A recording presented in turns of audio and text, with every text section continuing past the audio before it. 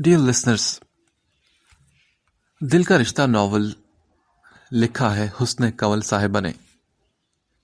یہ ایک complicated novel ہے، کہ اس میں بہت سارے کریکٹرز ہیں اور تھوڑا فنی بھی ہے اور کافی انٹرسٹنگ ناول ہے، اور مجھے یقین ہے کہ آپ لوگوں کو ضرور پسند آئے گا۔ چلیں اس ناول کو بھی ساتھ ساتھ شروع کرتے ہیں۔ کلاس ٹیچر سب سے پوچھ رہی تھی کہ بڑے ہو کر کیا بنو گے، اور جب راہب سے پوچھا گیا تو اس نے کھڑے ہو کر اداس لہجے میں کہا، ٹیچر جس کی قسمت پہلے سے طے کر دی گئی ہو وہ بھلا کیا بن سکتا ہے؟ میں نے تو گھر جمائی ہی بننا ہے۔ اس کا جواب ٹیچر اور باقی سب اسٹوڈنٹس کو حیران کر گیا تھا۔ کیا مطلب راہب؟ میں سمجھی نہیں۔ وہ الجھی نگاہوں سے دیکھتے ہوئے بولی، میم مجھے اڈاپٹ ہی اس لیے کیا گیا ہے۔ وہ 8 کلاس کا اسٹوڈنٹ نہایت رنجیدہ انداز میں بولا تھا۔ اس کی بات پر پوری کلاس حیران و پریشان تھی، کیونکہ وہ کوئی عام لڑکا نہیں تھا، وہ تو خاتون ابرش ملک کا بیٹا تھا۔ وہ ابرش ملک جن کا کاروبار ملک اور غیر ملک دونوں میں پھیلا ہوا تھا، جن کے اپنے آئی لینڈ تھے، جن کی جائیداد کا حساب لگانا ناممکن تھا۔ سلا اس کی بات سن کر غصے میں تلملا اٹھی تھی۔ کیا راہب تمہارا فیوچر ہسبینڈ ہے؟ سنا حیرت کے غوطے کھا رہی تھی۔ وہ سلا سے سوال کیے بغیر رہ نہ سکی تھی۔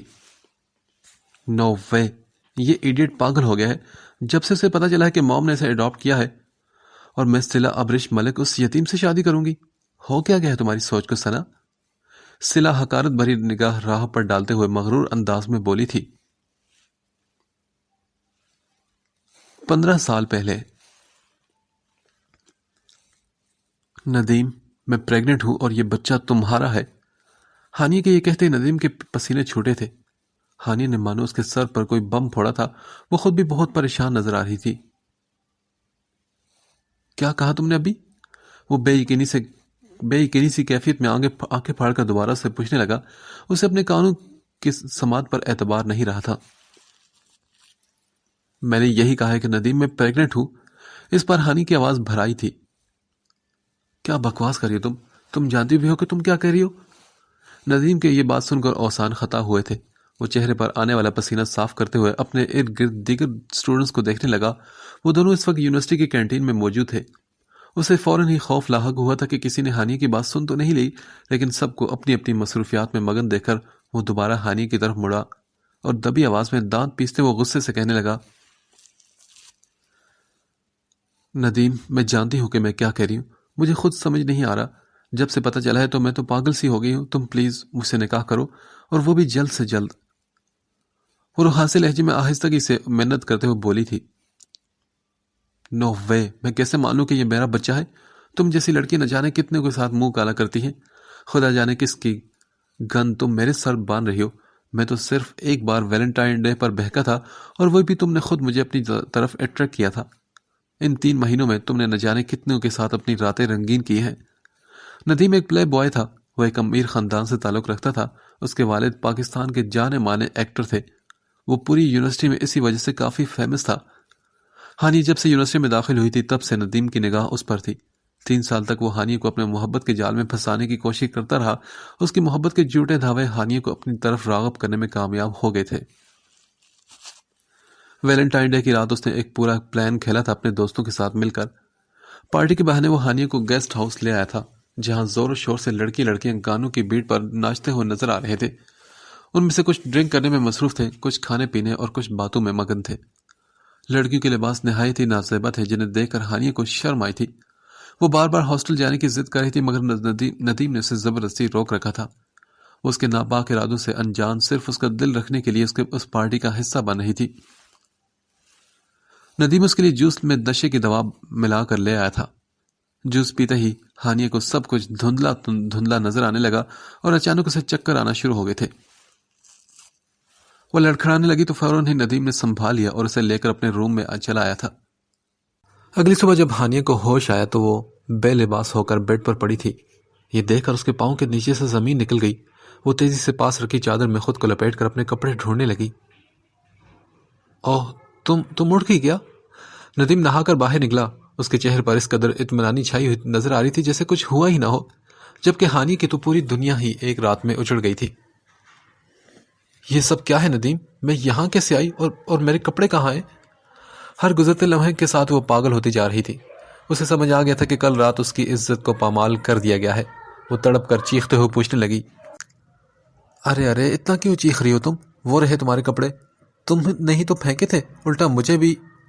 وہ کچھ کہتے کہتے سر جھٹک کر خاموش ہو گیا۔ شٹ اپ ندیم، ایسا ہو ہی نہیں سکتا۔ کیا کیا ہے کل رات تم نے میرے ساتھ؟ اس کے آنسو سے اس کا پورا چہرہ بھیگ گیا تھا۔ میں نے؟ او میڈم، میں نے کچھ نہیں کیا تمہارے ساتھ، الٹا تم نے کیا ہے۔ تم نے دعوت دی تھی مجھے، میں تو لڑکا ہوں، بہک گیا۔ اب مجھ پر مت چیخو، اوکے؟ وہ ٹاول کو بیڈ پر پٹک کر غصے سے کہتا ہوا شرٹ پہننے لگا۔ مگر مجھے یاد کیوں نہیں آ رہا کچھ بھی؟ وہ اپنا سر پکڑ رہی تھی۔ اس کا یہ جملہ سن کر ندیم کے چہرے پر ایک شیطانی مسکراہٹ بکھر آئی۔ آئے گا بھی نہیں، ڈوز بہت ہائی تھا بیبی۔ اچھا چلو اب رونا بند کرو، میں تمہیں روتے ہوئے نہیں دیکھ سکتا، تم تو میری جان ہو، محبت سے چور لہجے میں کہتا۔ جب وہ ہانیہ کے قریب آ کر اس کے آنسو صاف کرنے کی نیت سے ہاتھ آگے بڑھانے لگا تو وہ فوراً اس کا ہاتھ غصے سے جھٹک گئی۔ ٹچ مت کرنا مجھے، تم نے مجھے ناپاک کر دیا، مجھے گنہگار بنا دیا۔ میں اپنے اللہ کو کیا منہ دکھاؤں گی اب؟ اور میرے والدین؟ وہ تڑپ کر روتے ہوئے بولی تھی۔ اس کا کہا جملہ کہ میں اپنے اللہ کو کیا منہ دکھاؤں گی ندیم کے دل پر آ لگا تھا۔ ایک دو لمحوں کے لیے وہ بھی شرمندگی کی اتھاہ گہرائیوں میں اتر گیا تھا۔ یہ پہلی بار تھا جب کوئی لڑکی اس کے سامنے اس قدر تڑپ رہی تھی، ورنہ یہ رنگین راتیں اس کے لیے کوئی نئی بات نہیں تھی۔ پھر ندیم کی ہمت نہ ہوئی مزید اس سے کچھ کہنے کی، اس لیے پاس رکھی ہوئی چیئر سے اس کے کپڑے اٹھا کر بیڈ پر رکھتے ہوئے وہاں سے چلا گیا۔ اس دن کے بعد سے ہانیہ نے بس ایک ہی ضد پکڑ کر بیٹھ گئی تھی کہ مجھ سے نکاح کرو، جبکہ ندیم ٹال مٹول سے کام لینے لگا۔ وہ 3 مہینوں سے ہانیہ کو یہی دلاسا دے رہا تھا کہ اس کے والدین شوٹنگ کے سلسلے میں ملک سے باہر گئے ہیں، جیسے ہی وہ لوٹیں گے وہ ان سے ہانیہ سے شادی کے متعلق بات کرے گا، اور پھر دھوم دھام سے پوری دنیا کے سامنے اس کا ہاتھ تھام کر وہ اسے اپنی دلہن بنائے گا۔ مگر 3 مہینے گزرنے کے بعد ہانیہ آج اسے اپنے پریگننٹ ہونے کی اطلاع دے رہی تھی۔ ایک لفظ اور کہا تو میں زبان کھینچ لوں گی۔ میں کوئی ایسی ویسی لڑکی نہیں ہوں ندیم، اور یہ بات تم اچھی طرح جانتے ہو۔ اس رات ضرور تم نے ہی میرے ساتھ جوس میں کچھ ملایا تھا، ورنہ یہ سب کچھ کبھی نہ ہوتا۔ اب شرافت سے مجھ سے نکاح کرو، ورنہ میں تمہارے گھر آ کر تمہارے والدین کو سب کچھ بتا دوں گی۔ اپنے کردار پر ندیم کو انگلی اٹھاتا دیکھ کر وہ غصے سے بولی تھی۔ اس نے اپنے ارد گرد بیٹھے دیگر اسٹوڈنٹس کا لحاظ بھی نہیں رکھا تھا۔ اس کے چنگاڑنے پر سبھی ان دونوں کی طرف مڑ گئے تھے۔ ہنی، آہستہ بولو، سب دیکھ رہے ہیں، اپنی نہیں تو میری عزت کا خیال کرو۔ میں تمہاری طرح ایک معمولی سے درزی کا بیٹا نہیں۔ وہ دانت کچکچاتے ہوئے ہنی کو غصے سے دیکھ کر حقارت امیز لہجے میں بولا تھا، چلو تم میرے ساتھ۔ اس کا سب کے سامنے اس کا بازو پکڑ کر باہر کی طرف چل دیا تھا۔ چھوڑو مجھے، کہاں لے کر جا رہے ہو؟ وہ مسلسل اپنا بازو چھڑانے کی کوشش کر رہی تھی مگر اس کی پکڑ کافی مضبوط تھی۔ چھوڑو مجھے، کہاں لے کر جا رہے ہو تم؟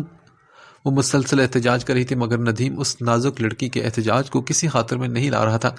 پھر اس نے اسے لا کر کار میں زبردستی بٹھا دیا تھا۔ چپ ہو کر بیٹھو یہاں تم۔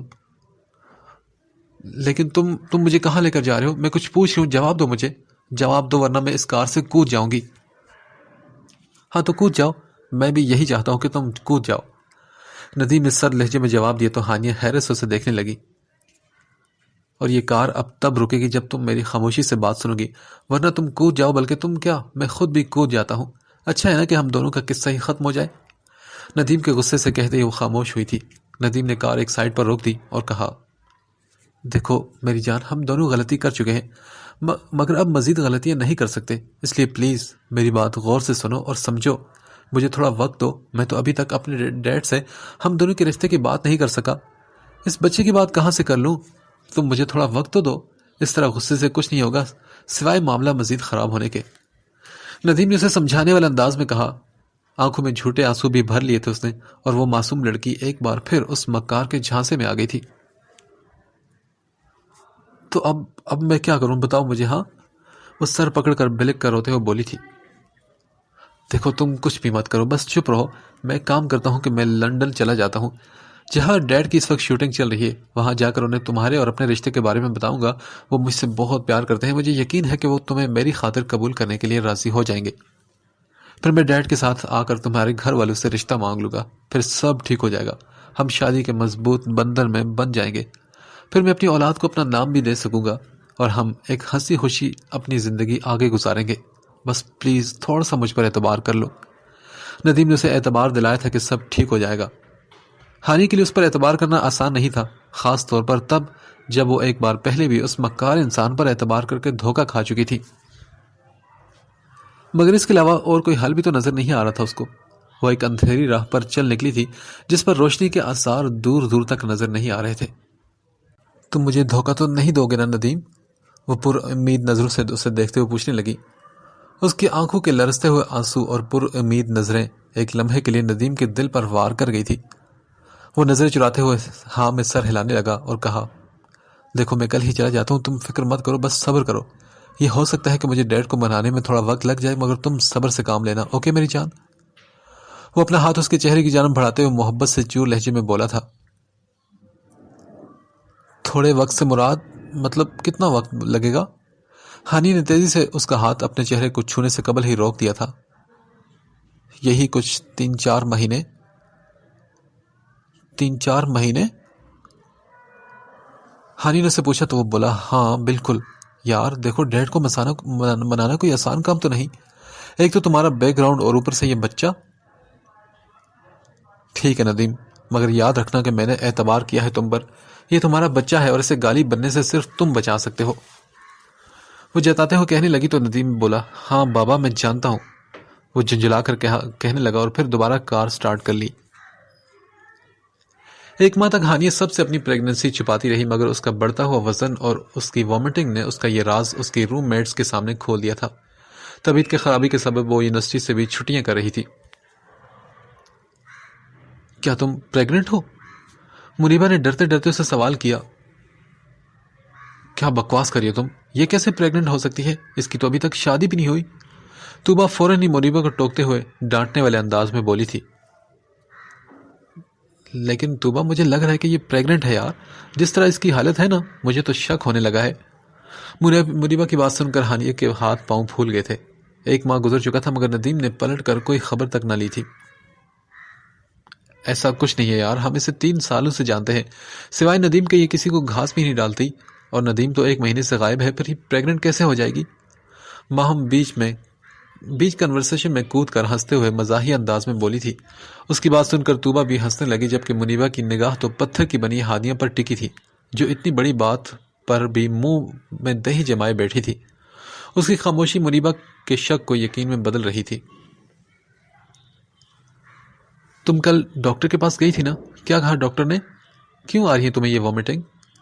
منیبا کسی تفتیشی افسران کی طرح اس سے پوچھنے لگی۔ کچھ نہیں، بس انہوں نے دوائی لکھ دی ہے۔ وہ آنکھوں پر ہاتھ رکھے دھیمے لہجے میں جواب دینے لگی۔ یار منیبا، تمہیں نظر نہیں آ رہا کہ اس کی طبیعت ٹھیک نہیں؟ کیوں اتنے سوال جواب کر رہی ہو؟ چلو تم میرے ساتھ لائبریری چلو۔ ماہم نے اس کا ہاتھ پکڑ کر کھینچا تھا۔ یار میں تو تھک گئی ہوں، تم توبہ کو لے جاؤ۔ وہ بستر پر گرتے ہوئے بولی۔ اچھا توبہ، میری پیاری بہن، چلو نا میرے ساتھ۔ ماہم کے التجائی انداز میں کہتے ہی توبہ نہ چاہتے ہوئے بھی اس کے ساتھ جانے کے لیے تیار ہو گئی تھی۔ ان دونوں کے جاتے ہی منیبا نے دروازہ اندر سے لاک کر لیا۔ تم پریگننٹ ہو نا؟ وہ پھر اپنا سوال اس کے پاس کھڑے ہو کر دہرانے لگی۔ کیا ہو گیا تمہیں منیبا؟ کیوں فالتو سوال کر کے مجھے تم تنگ کر رہی ہو؟ دماغ تو خراب نہیں ہو گیا تمہارا؟ ہانی منیبا کے لائبریری نہ جانے کی وجہ جانتی تھی، اس کا ذہن ان سوالوں کے لیے بالکل تیار تھا۔ ہانی پلیز، اگر کوئی پرابلم ہے تو مجھے بتاؤ نا، شاید میں تمہاری کوئی مدد کر سکوں۔ اس طرح پورے دن ہاسٹل کے کمرے میں پڑے رہنے سے یا ندیم کو بار بار کال کرنے سے کچھ نہیں ہوگا۔ اس کے یہ کہتے ہی ہانی کی آنکھوں میں آنسو کی لڑی لگ گئی تھی، جنہیں وہ صاف کرتے ہوئے اٹھ بیٹھی۔ منیبا، میں پریگننٹ ہوں یار، بڑی مشکل سے بلک بلک کر روتے اس نے جملہ ادا کیا۔ ہانی کو اس وقت مدد کی سخت ضرورت تھی اور وہ سمجھ نہیں پا رہی تھی کہ اسے آگے کیا کرنا ہے۔ ندیم تو اسے سنہرے خواب دکھا کر غائب ہو گیا تھا۔ ندیم کا انتظار کرتے کرتے 1 ماہ گزر گیا تھا۔ اس کی حالت لوگوں پر نہ کھل جائے، یہی ڈر اسے ہر وقت لگا رہتا تھا۔ منہ کو تکیے میں چھپا کر وہ رات بھر روتی رہتی۔ وہ اپنے ماں باپ کی اکلوتی بیٹی تھی۔ اس کے والد کوئی امیر کبیر آدمی نہ تھے، وہ تو ایک ٹیلر کی بیٹی تھی، دکان سے اتنی آمدن ہو جاتی تھی کہ ان کا گھر کا گزر بسر آرام سے ہو سکے۔ جب پہلی بار وہ یونیورسٹی کے دروازے سے داخل ہوئی تو بڑے بڑے خواب اس کی آنکھوں میں تھے، وہ خواب جو اس کے ساتھ دن رات رہا کرتے تھے، جو اس کی آنکھوں میں بستے تھے، جو ہر لمحہ اس کے لبوں پر سجے رہتے تھے۔ ایک بہت بڑی فیشن ڈیزائنر بننے کا خواب، لیکن اس کی زندگی اس طرح کے دن اسے دکھائی گئی ہے تو اس نے کبھی سپنوں میں بھی نہیں سوچا تھا۔ اس نے منیبہ کو اپنے ساتھ ہوا پورا واقعہ بتا دیا۔ تم بیوقوف ہانی، 4 مہینے سے تم یہ سب چھپاتی پھری ہو، بجائے اس کے کہ ہم سے اپنی پرابلم شیئر کرتی۔ مجھے تو اسی دن شک ہو گیا تھا جب تم کینٹین میں ندیم پر چیخی تھی۔ اس کے یہ کہتے ہی ہانیہ روتے ہوئے اس کے سینے سے آ لگی تھی۔ اچھا میری جان، رو تو مت، تیری کوئی غلطی تو نہیں، اس کمینے نے جال میں پھنسایا تھا تجھ معصوم کو، اور وہ تیری سادگی کا فائدہ اٹھا گیا۔ منیبہ سے دلاسے دیتے ہوئے کہنے لگی، لیکن اب میں کیا کروں منیبہ؟ پہلے تو تم رونا بند کرو، ہم کل ہی ڈاکٹر کے پاس جاتے ہیں اور یہ بچہ گرا دیں گے، تم پریشان مت ہو۔ منیبہ کے کہتے ہی وہ فوراً مزید رونا شروع ہو گئی اور بولی، نہیں منیبہ، یہ اب ممکن نہیں رہا، میں نے ڈاکٹر سے بات کی تھی۔ ہاں تو پھر کیا ہوا؟ اس کی بات سنتے ہی منیبہ پھر پریشان ہو گئی تھی۔ وہ جب گھر میں داخل ہوئی تو عبید اللہ سامنے ہی غصے میں کھڑا نظر آیا۔ کہاں تھی تم ابھی تک؟ کتنی بار کہا ہے تم سے کہ مجھے تمہارا یوں راتوں میں گھر آنا بالکل پسند نہیں، پھر کیوں سمجھ میں نہیں آتی تمہاری باتیں، میری باتیں؟ عبید اللہ کے کہتے ہی ابرش نے ایک ٹھنڈی آہ بھری تھی۔ وہ لاپرواہی سے ایک نظر اسے دیکھتے ہوئے سیڑھیاں چڑھنے لگی۔ تم جواب نہ دے کر کیا ثابت کرنا چاہتی ہو؟ ہاں؟ وہ بھی تیزی سے سیڑھیاں چڑھتے ہوئے اس کے سامنے آیا تھا۔ دیکھو میں بہت تھک گئی ہوں، مجھ میں تم سے لڑنے کی بالکل ہمت نہیں، تو پلیز کل صبح بات کریں گے نا؟ ابریش بھی روز روز کی لڑائی جھگڑوں سے تنگ آ چکی تھی۔ نہیں، مجھے ابھی بات کرنی ہے ابریش، اور تمہیں بھی کرنی پڑے گی، کیونکہ میں تمہارا شوہر ہوں، تمہارا مجازی خدا، تم اس طرح مجھے اگنور نہیں کر سکتی، سمجھی تم؟ ابریش کے بازو پر جھنجھوڑتے ہوئے عبید اللہ سخت لہجے میں بولا تھا۔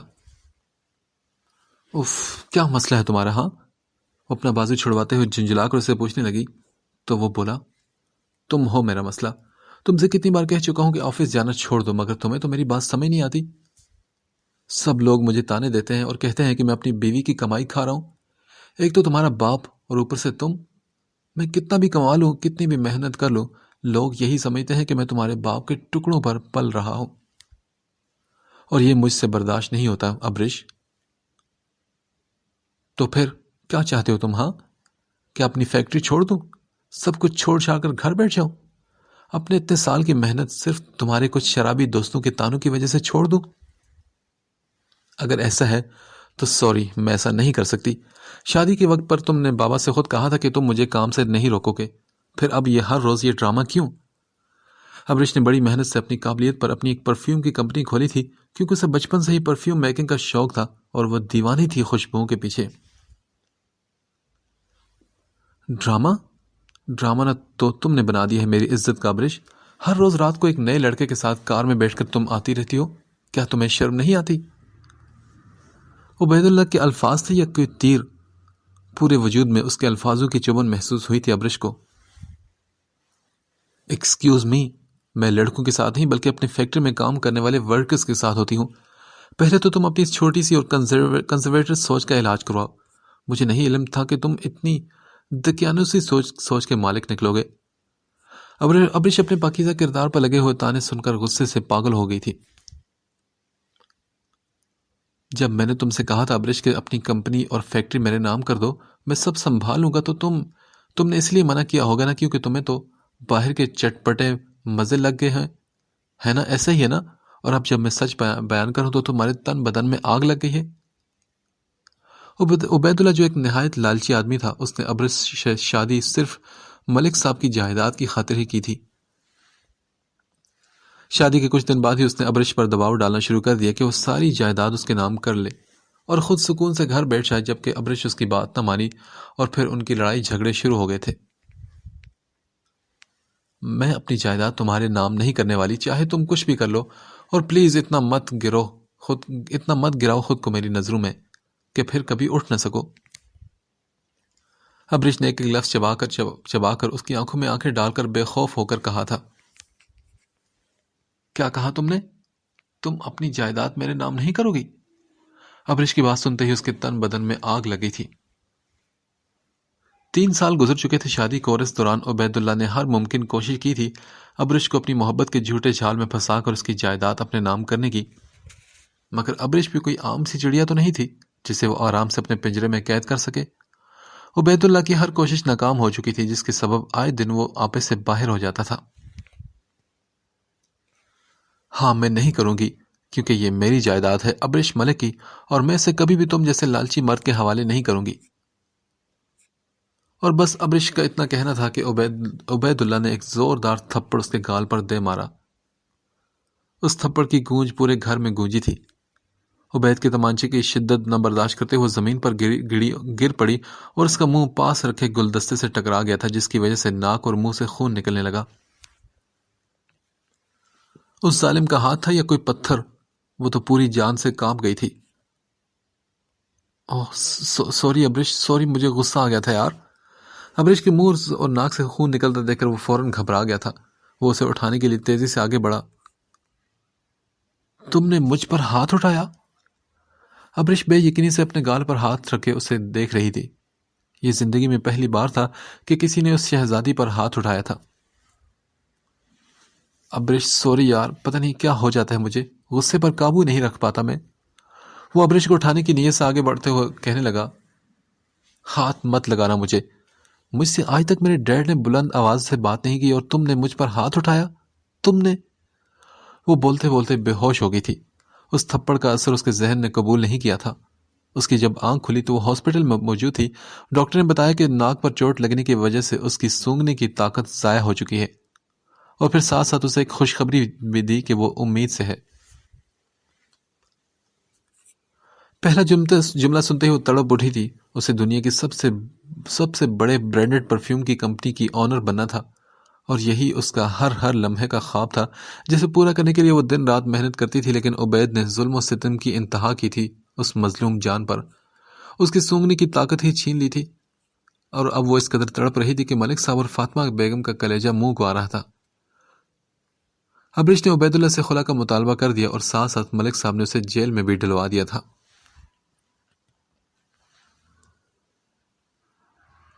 ہانیہ دن رات اپنے سیل فون کو اس امید سے دیکھتی رہتی کہ شاید آج ندیم کی کال آ جائے اور وہ اسے خوشخبری دے کہ اس کے والدین مان گئے ہیں اور وہ انہیں لے کر گھر واپس آ رہا ہے، مگر وقت گزرنے کے ساتھ ساتھ اس کی ساری امیدیں دم توڑتی گئی۔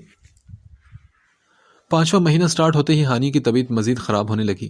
اس نے 1 مہینے سے یونیورسٹی کی شکل نہیں دیکھی تھی، جس وجہ سے اسے یونیورسٹی کی جانب سے نوٹس مل گیا تھا، اور اس نوٹس میں اسے اطلاع دی گئی تھی کہ اگر وہ 75% حاضری نہیں لگا سکی تو اسے اس سال ڈگری نہیں دی جائے گی۔ اس نوٹس کی وجہ سے وہ اور زیادہ پریشان رہنے لگی۔ اچھا کھانا پینا نہ ہونے کی وجہ سے وہ دن بدن کمزور ہوتی جا رہی تھی۔ مجھے چکر آ رہے ہیں۔ ہانی پانی کا گلاس اٹھا کر ابھی 2 قدم بھی نہ چلی تھی کہ اس کا سر چکرانے لگا اور وہ زمین پر گر پڑی۔ منیبا اور ماہم تیزی سے اس کی جانب لپکی تھی۔ ہانی کیا ہو، تم ٹھیک تو ہو؟ تمہیں ہاسپٹل لے کر چلیں؟ اس کے چہرے پر پانی کا چھڑکاؤ کر کے انہوں نے پوچھا۔ وہ ہوش میں آئی تھی۔ ماہم اسے دیکھتے ہوئے پوچھنے لگی، جس پر منیبا نے صاف انکار کر دیا۔ ایک بات کہوں، ہو سکے تو تم اپنے گھر چلے جاؤ ہانی، اب تمہارا ہاسٹل میں رہنا ٹھیک نہیں۔ اس سے پہلے کہ تمہارے کردار پر انگلیاں اٹھنا شروع ہوں، تم چلی جاؤ یہاں سے۔ ماہم کی یہ بات کہتے وہ دونوں حیرت سے اس کی طرف دیکھنے لگی۔ کیا تمہیں بھی پتا ہے؟ ہاں تو اور کیا، تمہاری حالت چیخ چیخ کر خود ہی سب کچھ بتا رہی ہے۔ مجھے تو ڈر ہے کہ کہیں اوروں کو پتہ نہ چل جائے۔ اس کے یہ کہتے ہانی شرمندگی سے پانی پانی ہو کر رونے لگی۔ ماہم، میں گندی لڑکی نہیں ہوں، مجھے تو خود بھی خبر نہیں تھی کہ مجھ پر یہ قیامت کیسے ٹوٹ گئی۔ وہ روتے ہوئے اپنی کردار کی صفائی دینے لگی۔ چپ ہو جاؤ ہانی، دیواروں کے بھی کان ہوتے ہیں۔ میں 3 سال سے تمہارے ساتھ ہوں اور میں جانتی ہوں کہ تمہارا کردار کیسا ہے۔ ضرور اس ندیم نے تمہیں پھنسایا ہے، تبھی تو وہ دم دبا کر بھاگ گیا، تمہیں اس حالت میں مرنے کے لیے اکیلا چھوڑ کر۔ اس کی آنکھوں میں ندیم کا نام لیتے ہوئے وقت شدت سے نفرت چھلک رہی تھی۔ یار میں اس حالت میں گھر بھی نہیں جا سکتی کیونکہ میرے والدین تو مجھے دیکھ کر جیتے جی مر جائیں گے. پھر تم ہی بتاؤ میں کس منہ سے گھر جاؤں. اس کی غم سے نڈھال حالت دیکھ کر ماہم اور منیبا کی آنکھیں بھی اشک بار ہو گئی تھی. یہی تو نتیجہ ہوتا ہے بوائے فرینڈ بنانے کا. تو بس سرد لہجے میں کہتے ہوئے کمرے میں داخل ہوئی تھی. وہ بوائے فرینڈ نہیں تھا میرا، منگنی کی تھی اس نے مجھ سے. کہو تو اس کی پہنائی ہوئی انگوٹھی دکھاؤں تمہیں. اس نے مجھ سے شادی کا وعدہ بھی کیا تھا. توبہ کے الفاظ اسے تیر کی طرح دل میں چبھے تھے. ہانیہ اپنے وجود میں ہمت جمع کر کے اٹھ بیٹھی تھی. بیوقوف بنا رہا تھا وہ تمہیں، اور تم بن بھی گئی.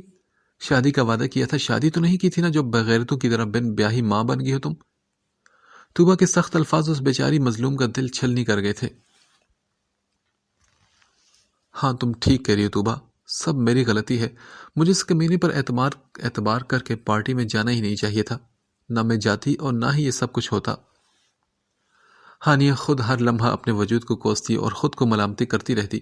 وہ خود کی بیوقوفی پر ماتم کرتی تھی کہ کیوں اس نے ندیم پر اعتبار کیا، کیوں گئی تھی وہ اس کے ساتھ اس رات پارٹی میں. توبہ انف، بس بھی کرو یار، کوئی سن لے گا. کیوں تم اس بیچاری کی عزت کو خاک ملانے پر تلی ہوئی ہو؟ منیبا نے دبی آواز میں اسے سمجھانے والے انداز میں کہا. کیا کہا تم نے؟ عزت؟ ان بن بیاہی ماں بن جانے والیوں کی بھی کوئی عزت ہوتی ہے کیا؟ توبہ کے لہجے میں فقط نفرت کا پہلو نمایاں تھا. اس کی بلند آواز سے حقارت برے انداز میں کہتے ہی ماہم کھڑی ہوگی اور بولی. اللہ کا واسطہ ہے چپ ہو جاؤ توبہ. کیوں چپ ہو جاؤں میں؟ یہ گندی لڑکی اپنا منہ کالا کر کے ہمارے ساتھ رہ رہی ہے. اسے اس وقت خدا سے ڈرنا چاہیے تھا. اگر یہ اس وقت ڈر جاتی تو آج اس حالت میں ہرگز نہ ہوتی. اسے یہ گناہ کرتے ہوئے ذرا بھی شرم نہیں آئی. توبہ کے تانے سنتے ہی منیبا خاموش نہ رہ سکی اور فوراً بولی. میرا خدا کسی کے راز کھولنے کی اجازت نہیں دیتا توبہ، اس لیے تم بھی خدا کا خوف کرو. جس گناہ پر ابھی پردہ پڑا ہے تم کیوں اسے سب کو بتا رہی ہو؟ تمہیں کوئی حق نہیں بنتا اس کے کردار پر انگلی اٹھانے کا، خاص طور پر تب جب تم حقیقت سے واقف نہیں. او کم آن منیبا، مجھے تو یقین نہیں آ رہا تم دونوں پر کہ تم دونوں اس کے گناہ پر بجائے اسے ملامت کرنے کے اسے سپورٹ کر رہی ہو. ہاں کر رہی ہم، کیونکہ ہم جانتے ہیں کہ یہ بیچاری قصور ہے. منیبا اپنے آنسو صاف کرتے ہوئے توبہ کو دیکھ کر کہنے لگی. اچھا بے قصور؟ اف، یہ تو کوئی ننھی منی سی بچی ہے نا جو اس ندیم کے بہکاوے میں آ گئی تھی. توبہ نے فوراً طنز برساتے ہوئے کہا. پلیز توبہ، اس کی طبیعت ٹھیک نہیں یار، چپ ہو جاؤ. بلکہ ہو سکے تو تم کمرے سے باہر چلے جاؤ. توبہ کے نشتر بھرے جملے ہانیہ کی روح کو تڑپا رہے تھے اور اسے پھر سے چکر آنے لگے، جس پر وہ اپنا سر پکڑنے لگی اور اس کی حالت بگڑتی دیکھ کر ماہم نے التجائی انداز میں دونوں ہاتھ توبہ کے سامنے جوڑ کر کہا تھا. ٹھیک ہے میں جا رہی ہوں، بلکہ میں آج ہی اپنا روم بھی چینج کروا لوں گی کیونکہ مجھے نہیں رہنا اس بے حیا لڑکی کے ساتھ. اور میری مانو تو تم دونوں بھی ہوش کے ناخن لو. اس کی وجہ سے لوگ ہمارے کرداروں پر بھی انگلیاں اٹھائیں گے اور خواہ مخواہ ہمیں بھی اس گندی کی طرح سوچیں گے ہمارے بارے میں. توبہ نے حقارت بھری نگاہوں سے ہانیہ کو دیکھتے ہوئے کہا. ویسے کچھ بھی کہو، توبہ نے کہا تو جو ہے کہا تو کڑوا ہے لیکن سچ کہا ہے. ہانی پر اٹھنے والی انگلیاں ہم پر بھی اٹھیں گی کیونکہ ہم اس کے روم میٹس ہیں. توبہ کے جانے کے بعد ماہم بھی سر پکڑ کر بیٹھ کر اپنے بالوں میں ہاتھ ڈال کر یہ بات کہنے لگی. اس کی بات سے منیبا بھی متفق ہو گئی تھی اور پھر وہ بولی. دیکھو ہانیہ، برا مت ماننا یار، مگر تمہیں اپنے گھر چلے جانا چاہیے کیونکہ تمہارا یہاں رہنا نہ تمہارے لیے بہتر ہے اور نہ ہمارے لیے. دیکھو میں بھی کوئی امیر خاندان سے تعلق نہیں رکھتی. میرے والد بڑی مشکل سے فیس ادا کرتے ہیں میری سٹڈیز کی. اور اگر تمہاری پریگننٹ ہونے والی بات یونیورسٹی میں پھیل گئی تو تمہارے ساتھ ہمیں بھی اس یونیورسٹی سے نکالا جا سکتا ہے. اور یہ ہمارا لاسٹ ایئر ہے. میں جانتی ہوں کہ تم بہت مشکل وقت سے گزری ہو لیکن تمہیں ہماری مجبوری سمجھنی چاہیے. منیبا نے نظر چراتے ہوئے منتی انداز میں کہا. وہ دونوں اپنی جگہ بالکل درست تھی اور اس کا خوف بھی بجا تھا، مگر ہانیہ پر اس کے جملے قیامت گزار رہے تھے. وہ کیسے اپنے والدین کے سامنے جا سکتی تھی اس حالت میں؟ ہانیہ آج ان لوگوں سے ہاسپٹل جانے کا کہہ کر ہاسٹل سے نکلی تھی اور اب وہ شہر کی سب سے بلند عمارت کی چھت پر کھڑی ہر جذبے سے آری خودکشی کرنے چل پڑی تھی. یا اللہ مجھے معاف کر دینا، مگر ایک انسان کا مرنا 3 کے مرنے سے بہتر ہوگا. شاید میں اس حالت میں گھر نہیں جا سکتی. میرے والدین یہ صدمہ نہیں سہ سکیں گے اور میرے پاس کوئی دوسری پناہ گاہ بھی نہیں۔ میری ایک بیوقوفی سب تباہ کر چکی ہے، میرے سارے خواب ٹوٹ چکے ہیں۔ میں تیری اور اپنے والدین کی گناہ گار ہوں اور اس لیے میں خود کو آج سزا دے رہی ہوں۔ مجھ جیسی ناپاک لڑکی کو مر جانا چاہیے جو بے حیا ہے بقول توبہ کے۔ اس نے خدا سے معافی مانگ کر آنکھیں بند کر کے چھلانگ لگا دی تھی۔ اوہ شکر ہے خدا کا۔ جس لمحے وہ چھلانگ لگا رہی تھی تبھی وہاں ایک خوبصورت نوجوان بوتل کا کین ہاتھ میں پکڑے چھت کے دروازے سے داخل ہوا تھا۔ جب اس نے ہانیہ کو چھلانگ لگاتے دیکھا تو کین ہاتھ سے پھینک کر وہ بجلی کی سی تیزی سے اس کا ہاتھ پکڑنے میں کامیاب ہوا تھا۔ ہاتھ پکڑ کر اس نے اپنی جانب پوری جان سے کھینچا تھا، جس کے نتیجے میں وہ نازک سی لڑکی اس لڑکے پر آ گری اور اگلے ہی لمحے وہ لڑکا زمین پوس تھا اور ہانیہ اس کے سینے پر بے جان گڑیا کی طرح گر پڑی تھی۔ اس خوبصورت نوجوان نے خدا کا شکر ادا کیا تھا اور پھر بولا تھا، کیا تم پاگل ہو؟ دماغ خراب ہے تمہارا؟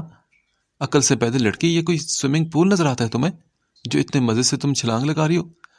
شکر ہے خدا کا کہ میں وقت پر آ گیا، ورنہ تم نے تو آج خدا کو پیارا ہو جانا تھا اور پولیس نے تو میرے ہوٹل پر کیس بنا دینا تھا اور پھر مجھ مظلوم کو جیل کی چکی پیسنا پڑتی۔ اور ہانیہ خود کو سنبھالتے ہوئے کھڑی ہوئی تھی۔ اس کے پیٹ میں بہت تیز درد شروع ہو گیا تھا۔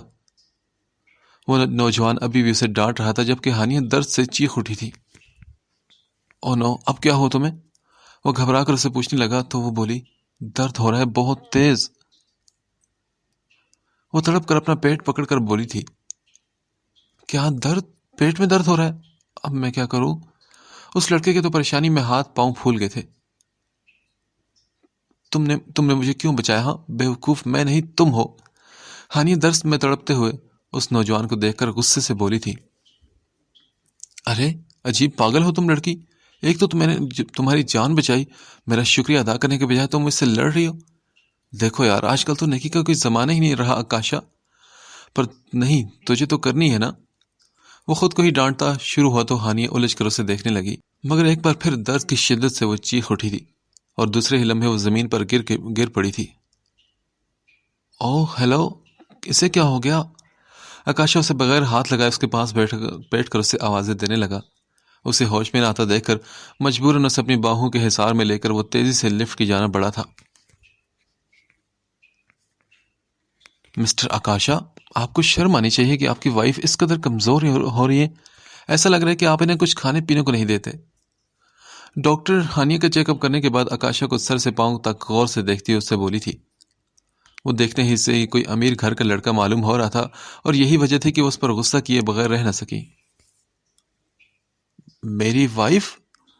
آکاشا حیرت سے آنکھیں پاڑتے ہانیہ کی جانب دیکھ کر بولا تھا، ہاں جی بالکل آپ کی وائف، اور مجھے یقین ہے کہ آپ کو پتا ہوگا کہ آپ کی وائف پریگننٹ ہے، پھر بھی آپ نے ان کی یہ حالت بنا کر رکھی ہے۔ پریگننٹ اور میری وائف؟ وہ اپنی عادت کے مطابق زبان ہونٹوں پر پھیرتے ہوئے الجھ کر بولا تھا، لیکن اس نے ڈاکٹر کی غلط فہمی دور نہیں کی۔ اس لڑکی کے شوہر بننے کا ناٹک کر لو آکاشا، ورنہ کہیں کسی اور مسئلے میں نہ پڑ جاؤ، اور ساتھ ساتھ دعا کرو کہ تمہارے گھر والوں کو اس بات کی خبر نہ ہو، ورنہ ٹھیک ٹھاک کلاس لگنی ہے تمہاری۔ آکاشا دل ہی دل میں ہانیہ کو دیکھتے ہوئے خود سے باتیں کرنے لگا، سوری ڈاکٹر، پر میں آگے سے خیال رکھوں گا، آپ فکر مت کریں۔ وہ مسکراتے ہوئے ڈاکٹر کے اعتماد میں لینے لگا، جس پر وہ غصے سے گھورتے ہوئے باہر چلی گئی تھی۔ میری وائف؟ چلو مبارک ہو آکاشا، تمہیں ہوٹل میں بیٹھے بیٹھے اتنی خوبصورت وائف مل گئی ہے۔ آکاشا مزاحی انداز میں اس انجان لڑکی کی جانب دیکھتے ہوئے مسکرا کر کہنے لگا، جو اس لمحے ڈاکٹر کی دی ہوئی دوائی سے نیند کی وادیوں میں گم تھی۔ تھوڑی دیر میں ہانیہ ہوش میں آئی اور ہوش میں آتے ہی وہ اٹھنے کی کوشش کرنے لگی تو آکاشا نے اسے پکڑ کر کہا، آرام سے میری وائف۔ ہانیہ کا سر ابھی بھی دوائی کے اثر میں تھا۔ آکاشا اس کے پاس ہی کرسی لگا کر ٹک گیا تھا۔ جیسے ہی وہ اٹھنے لگی فوراً اسے دیکھ کر وہ مسکرا کر کہنے لگا، کیا کہہ رہے ہیں آپ؟ وائف؟ جی بالکل، آپ اس ہاسپٹل میں میری وائف کے طور پر ایڈمٹ ہیں، اور آپ کو بھی یہ ڈرامہ ایک دن کے لیے کنٹینیو رکھنا پڑے گا، کیونکہ آپ کی جسمانی کمزوری پورے ایک دن اور رات کے لیے آپ کو اور مجھے اس روم میں قید کر چکی ہے، اور ڈاکٹر نے سخت ہدایت کی ہے کہ آپ کو آرام کرنے دیا جائے۔ ویسے تم پریگننٹ ہو لڑکی؟ اور پھر بھی میرے ہوٹل سے تم چھلانگ لگا رہی تھی، لیکن کیوں تم دو جانوں کی دشمن بنی ہو؟ آکاشا جاننا چاہتا ہے، پلیز جواب دو مجھے۔ آکاشا؟ کون آکاشا؟ اچھا مذاق ہے۔ کیا تمہیں اتنا ہینڈسم اور ڈیشنگ بندہ سامنے نظر نہیں آ رہا کیا؟ اور تم عجیب اور عقل سے پیدا ہونے کے ساتھ کیا اندھی بھی ہو؟ آکاشا اپنی شان میں خود قصیدے پڑھنے کے بعد منہ بسور کر ہانیہ کے چہرے کے قریب آ کر کہنے لگا، اچھا، پر تم نے مجھے اپنی وائف کیوں کہا؟ میں تو تمہیں جانتی تک نہیں۔ اس کے نزدیک آتے ہی ہانیہ نے اپنی گردن پیچھے بیڈ کی جانب ٹیک لگا لی تھی۔ اور پلیز تھوڑا دور ہو کر مجھ سے بات کرو، وہ لچکدار آواز میں بولی، جس پر وہ سیدھے ہو کر بیٹھتے ہوئے کہنے لگا، وہ اس لیے کہ میں کسی اور پرابلم میں نہیں پڑنا چاہتا تھا۔ ایک دن کی تو بات ہے، پھر تم اپنے راستے میں اور میں اپنے راستے میں، بلکہ میں تو اپنے گارڈز کو تمہاری پکچرز دے دوں گا اور سخت تاکید کروں گا کہ اس لڑکی کو ہوٹل کے آس پاس بھی نہ آنے دیا جائے۔ وہ ہانیہ کو آنکھیں دکھاتے ہوئے کہنے لگا، اس کی آنکھوں میں غصہ جھلک رہا تھا، رستہ؟ کون سا رستہ؟ کیا کروں اب میں؟ گھر جاؤں یا ہاسٹل؟ میرے لیے تو دونوں ہی راستے کانٹوں سے بھرے ہیں۔ وہ دل ہی دل میں اداس ہو کر سوچنے لگی تھی، ویسے تم نے جواب نہیں دیا، تم کیوں چھلانگ لگا رہی تھی چھت سے؟ اور تمہارا ہسبینڈ کہاں ہے؟ اسے تمہاری اس عقل مندی کا پتہ ہے کیا؟ وہ اب اس سے پوچھنے لگا، میرا ہسبینڈ؟ وہ تو مر گیا ہے۔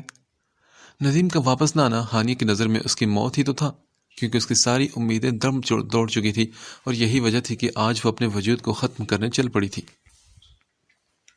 اوہ سو سیڈ، سن کر دکھ ہوا، مگر پھر بھی خودکشی تو کسی چیز کا حل نہیں، اور پھر اس بیچاری ننھی سی جان کا کیا قصور؟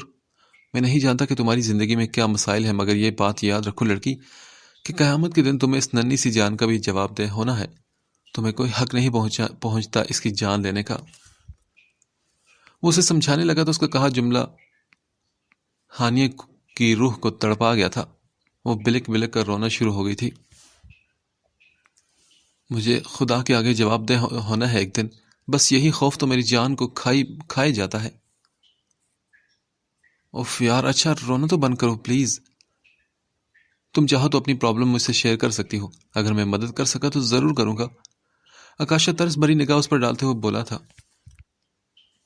تم نہیں کر سکتے۔ اس وقت میری مدد صرف ایک شخص کر سکتا ہے، اور وہ کبھی واپس نہیں آئے گا، مجھے پتا ہے۔ ہانیہ اتنا کہہ کر پھر زور زور سے رونے لگی۔ اچھا چلو خاموش ہو، اتنا مت رو، تمہاری طبیعت پہلے ہی خراب ہے، تم یہاں آرام کرو، میں سامنے صوفے پر بیٹھ جاتا ہوں۔ یہ کہہ کر وہ کھڑا ہو گیا تھا۔ سنو، میرے پاس پیسے نہیں، اور میں اس وی آئی پی روم کا بل نہیں بھر سکتی۔ ہانی نے جب روم کی طرف دیکھا تو اس کی نظر کمرے میں چلتے ہوئے اے سی پر پڑی، ساتھ ہی مہنگے ترین رکھے صوفے پر بھی، اور اس وجہ سے وہ پریشان ہو کر شرمساری کے عالم میں آکاشا کو دیکھ کر کہنے لگی تھی، اوہ اچھا، پیسے نہیں تمہارے پاس؟ چلو کوئی نہیں، میں بھر دوں گا، مگر ادھار کے طور پر، بعد میں مجھے واپس ضرور کر دینا، اوکے؟ میرا ادھار اتارے بغیر پھر سے چھلانگ لگانے کی سوچنا بھی مت، کیونکہ میں پیسوں کے معاملے میں کسی کا سگا نہیں۔ آکاشا نے اسے وارننگ دیتے ہوئے کہا تو ہانیہ معصوم چہرہ بنا کر ہاں میں سر ہلانے لگی۔ ٹھیک ہے، بے فکر ہو، میں بھی پیسے کھانے والوں میں سے نہیں، میں اپنے والد کی بہت خوددار بیٹی ہوں، وہ بھرم سے کہنے لگی، اور اس کا جواب سن کر آکاشا کے چہرے پر مسکراہٹ بکھر آئی تھی۔ آکاشا کار ڈرائیو کر رہا تھا اور وہ برابر والی سیٹ پر بیٹھ کر سو رہی تھی۔ اٹھے میڈم، آپ کے بتائے ہوئے ایڈریس پر ہم پہنچ چکے ہیں۔ آکاشا کی بلند آواز پر اس نے آنکھیں کھولی تھی۔ اپنا گھر دیکھ کر اس کی سانسیں رکنے لگی تھی اور ہاتھ پاؤں خوف کے مارے ساتھ چھوڑ رہے تھے۔ میں نے کبھی سوچا بھی نہیں تھا کہ ایک دن اس گھر میں اس حالت میں آؤں گی کہ اپنے ہی والدین سے مجھے خوف آئے گا۔ ان کا سخت رد عمل برداشت کرنے کی ہمت تو مجھ میں نہیں۔ میں اپنے بابا کو کیا منہ دکھاؤں گی؟ ان کی تو زبان نہیں تھکتی مجھے اپنا بیٹا بیٹا کہتے۔ یا اللہ، تو آج اس روح کو جسم سے جدا کر دے، میں اپنے بابا کا سامنا نہیں کر سکتی۔ وہ اپنے گھر کا دروازہ دیکھتے ہی رونا شروع ہو گئی تھی۔ پل پل اپنے پاؤں سے جان نکلتی محسوس ہو رہی تھی اور لگ رہا تھا کہ مارے غم کے آج دل پھٹ ہی جائے گا۔ وہ لرزتے وجود کے ساتھ کار سے اتری۔ آکاشا اس کا گھر اور باہر سے کار میں بیٹھ کر دیکھ رہا تھا۔ وہ بغیر اس کا شکریہ ادا کیے گھر میں چلی گئی تھی۔ اسٹرینج، بندہ شکریہ ہی ادا کر دیتا ہے۔ وہ شکوتاً اس کے گھر کے دروازے کو بند ہوتے دیکھ کر بولا تھا۔ خوف کے مارے ہاتھ پاؤں چھوڑتے محسوس ہوئے تھے ہانیہ کو آج، کیونکہ آج زندگی میں پہلی بار اپنی امی جان کو دیکھنے سے پہلے خوشی کی جگہ خوف ہوا تھا۔ مگر یہ دل بھی تو بڑی عجیب چیز ہے نا، جیسے ہی اپنی امی کو مسکراتے ہوئے اپنا ویلکم کرتے دیکھا تو فوراً تڑپ اٹھا تھا۔ دل چاہ کے انہیں ابھی کی ابھی سب کچھ بتا دے اور ان کے دوپٹے کی آنچل سے لپٹ کر خود کو چھپا لے۔ وہ روتی ہوئی امی امی پکارتے ان کے سینے سے لگی تھی۔ ارے کیا ہوا میری بچی، اتنا رو کیوں رہی ہے تم؟ سب خیریت تو ہے نا؟ ریتا بیگم فوراً ہی گھبرا کر بولی تھی۔ اسے یوں بلک بلک کر سینے سے لگ کر روتا دیکھ کر وہ بھی پریشان ہو گئی تھی۔ امی جان، میں تباہ ہو گئی، سب ختم ہو گیا، آپ کی بیٹی ناپاک ہو گئی امی۔ وہ بس اتنا ہی کہہ سکی تھی کہ ردا بیگم نے اسے اپنے سینے سے ہٹا کر اس کے آنسو سے بھیگا چہرہ اور دونوں ہاتھ سے پکڑ کر اپنی جانب اٹھاتے ہوئے کہا، تو یہ کیا بولے جا رہی ہے میری بچی، ہوا کیا ہے تم؟ اس کے کہے جملے ایک ماں پر قیامت بن کر گزرے تھے۔ امی جان، آپ کی بیٹی ناپاک ہو گئی ہے اور چاہ کر بھی دوبارہ پاک نہیں ہو پا رہی۔ میں بے قصور ہوں امی جان، اور مجھے یقین ہے کہ کوئی مجھ پر یقین کرے یا نہ کرے، آپ ضرور کریں گی۔ مجھے نہیں پتا مجھ پر یہ قیامت کب گزری، پر میں وہ تڑپ کر روتے ہوئے اپنی ماں کو اپنی ساتھ گزری ہوئی قیامت کے متعلق بڑی مشکل سے بتا رہی تھی، اور یہ سب سن کر اس کی ماں کا تو کلیجہ چھلنی ہو گیا تھا۔ اپنی بیٹی کی حالت دیکھ کر ردا بیگم نے فوراً اسے چپ کروایا۔ خاموش، میرے ساتھ اندر چل، جلدی کر۔ پھر اس کا ہاتھ پکڑ کر وہ اپنے کمرے میں لے آئی تھی۔ دروازہ اندر سے ڈرتے ڈرتے انہوں نے جلدی سے بند کیا۔ ان کے چہرے کے سارے رنگ اڑ چکے تھے۔ مجھے ٹھیک سے بتاؤ، کیا ہوا ہے تیرے ساتھ؟ ردا بیگم کی سانسیں رکنے لگی۔ وہ اپنا دل تھامتے ہوئے پوچھنے لگی تو ہانی نے انہیں پورا واقعہ لرزتے وجود میں ہمت جمع کر کے بیان کر دیا تھا، اور اسے سننے کے بعد وہ سکتے کی کیفیت میں پڑ گئی تھی۔ ہانی نے تو مانو ان کے پاؤں کے نیچے سے زمین کھینچ لی تھی۔ امی بات کریں نا مجھ سے، اس طرح چپ تو مت ہو امی۔ ردا بیگم بے جان گڑیا کی طرح بیڈ پر بیٹھ گئی تھی۔ انہیں اس حالت میں دیکھ کر ہانیہ ان کے چہرے تھپتھپاتے ہوئے کہنے لگی تو وہ بولی، ہانیہ بچے، مجھے تو بہت خوف آ رہا ہے یہ سوچ کر بھی کہ جب تیری پریگننسی کا تیرے باپ کو پتہ چلے گا تب کیا ہوگا۔ وہ تو صدمے سے کہیں مر ہی نہ جائے۔ ردا بیگم ایک نہایت سمجھدار اور سلجھے ہوئے ذہن کی مالک تھی، لیکن اس وقت ان کا ذہن مارے صدمے کے مفلوج ہو چکا تھا۔ امی آپ ایسا تو مت بولیں پلیز، وہ ان کے قدموں میں بیٹھ کر روتے ہوئے التجائی انداز میں بولی تھی۔ ہانی بیٹا، تو یہاں سے چلی جا۔ کیوں امی؟ میں بے قصور ہوں امی جان، میں نے بتایا تو ہے آپ کو۔ یقین مانے مجھے نہیں پتا یہ سب کیسے ہوا، مجھے یاد ہی نہیں آتا، اتنا ذہن پر زور ڈالتی ہوں پر کچھ بھی یاد نہیں آتا۔ وہ ان کے گھٹنوں پر سر رکھ کر روتے ہوئے کہنے لگی۔ اس کے آنسو سے ردا بیگم کی کپڑے بھیگ رہے تھے، مگر وہ تو بت بنی بیٹھی تھی۔ ردا بیگم کے دل میں بھی شور برپا تھا۔ ان کی تو پوری دنیا اجڑ چکی تھی اپنی اکلوتی نازو پلی بیٹی کی یہ حالت دیکھ کر۔ میری بچی، میں تو یقین کرتی ہوں کہ تو نے کچھ نہیں کیا، مگر تیرے چاچا اور دنیا والے نہیں کریں گے، وہ تجھے زندہ دفن کر دیں گے، اور یہ میں ہوتا ہوا ہرگز نہیں دے سکتی۔ تو یہاں سے چلی جا۔ پر امی میں کہاں جاؤں گی؟ میرا تو آپ لوگوں کے سوا کوئی بھی نہیں، وہ روتے ہوئے بیچارگی سے بولی تھی۔ ہنی بیٹا اٹھو، میری بات غور سے سنو، کسی کو بھی اس بات کا پتہ مت لگنے دینا اپنی اس حالت کے بارے میں، سمجھی تم؟ ورنہ یہ معاشرہ میری بچی تجھے ہی غلط کہے گا، چاہے تو کتنا ہی بھی اپنے کردار کی صفائی دیتے رہے۔ اس کمینے ندیم کو کوئی بھی قصوروار نہیں ٹھہرائے گا، کیونکہ وہ لڑکا ہے، اور یہ معاشرے کا اصول ہے کہ سب لڑکی کو برا بھلا کہتے ہیں، لڑکے کو نہیں۔ اس لیے تو میری بات غور سے سن، تو اسلام آباد چلی جا، وہاں تیری نانی کا پرانا گھر ہے جو کئی سال سے بند پڑا ہے، وہاں جا کر تو خاموشی سے رہ۔ میں تیری نانی کے گھر کا بہانہ بنا کر تیرے پاس آ جاؤں گی رہنے، پھر سوچیں گے کہ آگے کیا کرنا ہے، مگر ابھی اپنے باپ کے آنے سے پہلے تو چلی جا، کیونکہ اسی میں تیری بھلائی ہے۔ امی پر ہم ابو سے یہ سب کیسے چھپا سکتے ہیں؟ وہ پریشان ہو کر بولی تو اس کی امی نے کہا، دیکھو بیٹا، جب تک چھپانا ہے تب تک چھپانے کی پوری کوشش کریں گے، باقی اللہ مالک ہے، دیکھتے ہیں آگے کیا ہوتا ہے۔ ردا بیگم نے اس نازک وقت میں بھی خود کو سنبھالتے ہوئے اپنے ہوش و حواس سے کام لیا تھا۔ وہ اپنی بیٹی کی عزت معاشرے کے سامنے خراب ہونے سے بچانے کی ہر ممکن کوشش کرنے کے لیے تیار تھیں۔ انہوں نے ہانیہ کو اپنے پاس رکھے جتنے پیسے تھے سب پکڑا دیے، ساتھ ساتھ پرانے گھر کی چابی بھی پکڑا دی تھی۔ چل جا میرا پتر، منہ ڈھک کر جانا اور کسی کو بھی پتہ نہیں چلنا چاہیے کہ تو آئی تھی۔ اسلام آباد پہنچتے ہی مجھے فون کرنا اور اپنا خیال رکھنا۔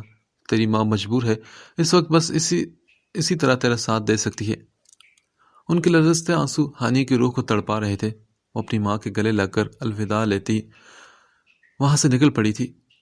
رستے میں اسے آکاشا کے پیسے لوٹانے کا خیال آیا تو وہ ٹیکسی ڈرائیور سے کہہ کر آکاشا کے ہوٹل کی جانب گاڑی موڑوا گئی تھی۔ ریسپشن پر بیٹھی لڑکی نے اس سے صاف انکار کر دیا تھا۔ سوری میم، آپ سر سے بغیر اپائنٹمنٹ کے نہیں مل سکتی۔ دیکھیں پلیز، مجھے ان سے صرف 2 منٹ کا کام ہے، آپ ان سے کہیں کہ ہانیہ۔ وہ کہتے کہتے رکی، پھر اسے یاد آیا کہ آکاشا تو اس کے نام سے واقفیت ہی نہیں رکھتا تھا۔ دیکھیں، آپ ان سے کہیں کہ ان کی وائف ان سے ملنے آئی ہے۔ اس کے وائف کا لفظ ادا کرتے ہی ریسپشن پر بیٹھی لڑکی اور پاس کھڑا چوکیدار اور وہیں سے گزرتا ہوٹل کا سٹاف سبھی اس کی جانب حیرت سے دیکھنے لگے۔ وہ ایک ہی لمحے میں سب کی نگاہوں کا مرکز بن گئی تھی۔ کیا آپ سر کی وائف ہیں؟ اوہ I am so sorry ma'am, ہمیں پتہ نہیں تھا کہ آکاشا سر شادی شدہ ہے۔ آپ چلی جائیں پلیز۔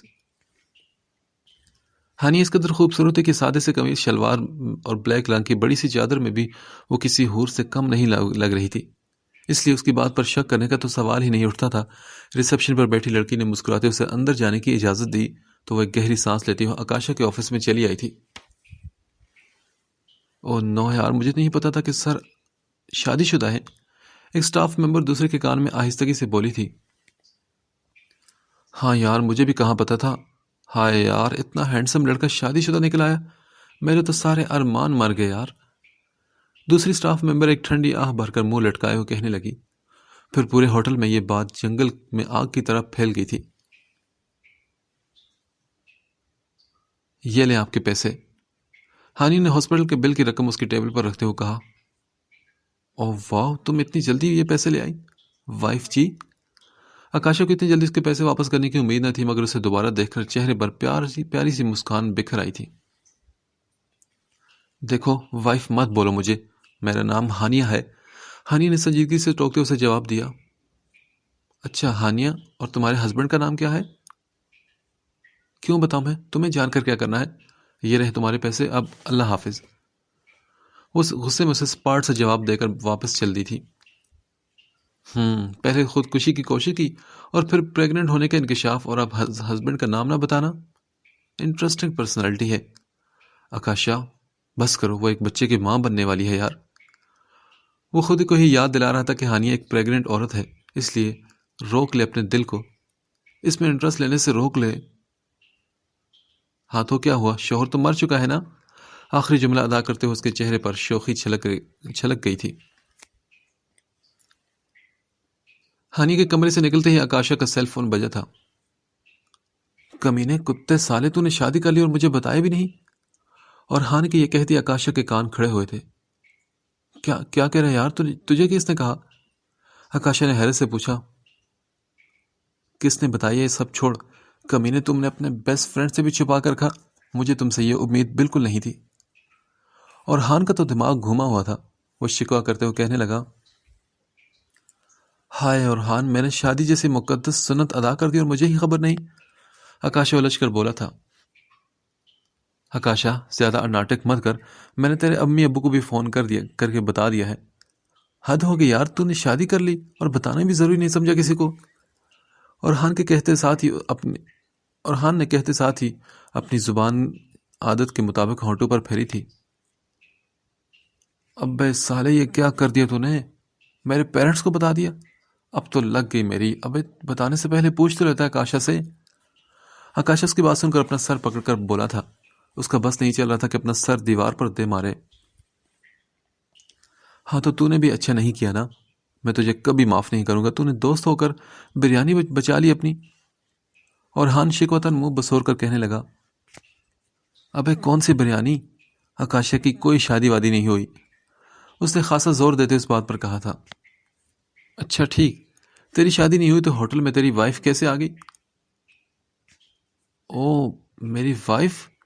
تو یہ رائتا یہاں سے پھیلنا شروع ہوا ہے؟ آکاشا تیرا تو نیکی کرنا بھی بھاری پڑ گیا یار، وہ خود کو ملامت کرتے ہوئے بولا تھا۔ بڑی مشکل سے اس نے اورہان کو اس بات پر قائل کیا کہ وہ لڑکی اس کی وائف نہیں۔ اورہان کا فون رکھتے ہی آکاشا کے ڈیڈ کی کال آنے لگی۔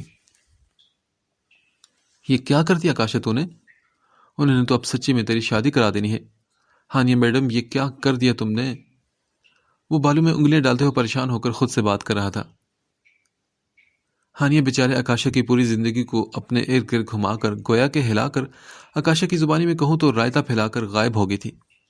وہ تھک گیا تھا اپنے پیرنٹس کو سمجھا کر کہ اس لڑکی کو جانتا تک نہیں، وہ صرف اس کی مدد کر رہا تھا، مگر اس کے پیرنٹس ہانیہ یعنی اپنی بہو سے ملنے کی رٹ لگائے بیٹھے تھے۔ آکاشا تم آخر ہماری بہو سے ہمیں کیوں نہیں ملوا رہے؟ اس کی والدہ کا گھر آتے ہی ہر روز کی طرح ایک ہی سوال تھا۔ اف امی، سانس تو لینے تھے بندے کو۔ وہ صوفے پر گرتے ہوئے تھکن سے چور لہجے میں کہنے لگا، دیکھو بیٹا، اگر وہ الگ رہنا چاہتی تو بے شک رہے، پر کم از کم ہم سے تو ملوا دو۔ زہلہ بیگم نے اس کے پاس آ کر لچکدار انداز میں بات کی تھی۔ ارے میری ماں، کتنی بار کہوں کہ وہ تمہاری بہو نہیں، جب آکاشا کی اس سے شادی ہو جائے گی تب بنے گی وہ تمہاری بہو۔ اچھا، اگر تمہاری بیوی نہیں ہے وہ، تو پھر تو اس نے خود کو تمہاری وائف کیوں بتایا؟ عشا نے خود اپنی آنکھوں سے دیکھا ہے ہاسپٹل میں تمہاری وائف کے ساتھ۔ تم کیوں کر رہے ہو ہمارے ساتھ ایسا؟ کیوں نہیں ملاتے ہماری بہو سے ہم کو؟ اللہ، یہ عشا خالہ ہمیشہ غلط مقام پر پائی جاتی ہے۔ اور میری ماں، آکاشا کیوں چھپائے گا؟ وہ میری وائف نہیں، کتنی بار کہو تو پیپر پر لکھ کر دے دوں گا۔ وہ اپنی والدہ کے آگے تھکے تھکے انداز میں کہہ کر سیڑھیاں چڑھنے لگا۔ ٹھیک ہے، تو پھر آکاشا تم شادی کر کے یہ قصہ ختم کر دو۔ ان کی بات سن کر اس کے قدم خود بخود رکے تھے۔ ایک دو لمحوں کے لیے پورے لاؤنج میں خاموشی چھا گئی تھی۔ شادی کا نام سنتے ہی اس کی آنکھوں کے آگے ہانیہ کا خوبصورت چہرہ آیا تھا۔ شادی؟ نہیں، ابھی میرا کوئی ارادہ نہیں۔ آپ ابھی چھوٹی کی کرا دیں، اچھا ہے نا کہ گھر میں کچھ رونق لگ جائے گی۔ وہ مسکرا کر انکار کرتے ہوئے اپنے کمرے کی جانب بڑھ گیا تھا۔ آکاشا نے ہانیہ کو پھر ڈھونڈنے کی بہت کوشش کی اور اس چکر میں وہ ایک دو بار ہانیہ کے گھر بھی گیا، لیکن اس کی والدہ نے صاف انکار کر دیا کہ وہ کسی ہانیہ کو نہیں جانتی اور وہ دوبارہ یہاں کبھی مت آئے۔